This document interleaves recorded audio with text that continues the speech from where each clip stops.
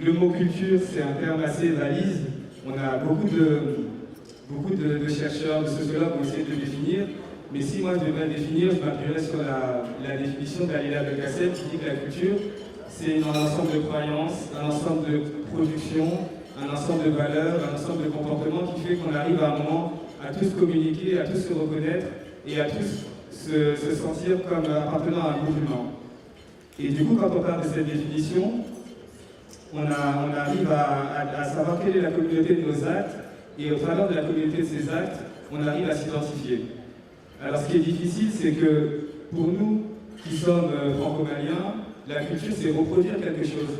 Mais quand on dit reproduire quelque chose, c'est-à-dire qu'il faut reproduire quelque chose qu'on nous a transmis, que nos parents nous ont transmis, mais aussi que l'école républicaine, française, etc. nous a transmis. Et quand on parle de transmission, on peut parler vulgairement de franco-malien, mais quand on parle de franco-malien, quand on parle de franco, ça veut dire quoi?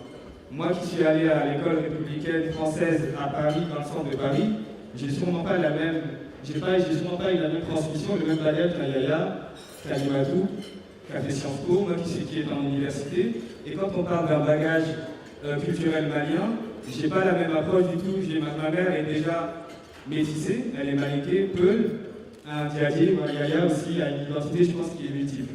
Donc quand on parle de transmission, c'est quelque chose aussi qui est très dynamique. C'est quelque chose qu'on a du mal à cerner parce qu'on est tous définis à travers du coup, des identités plurielles.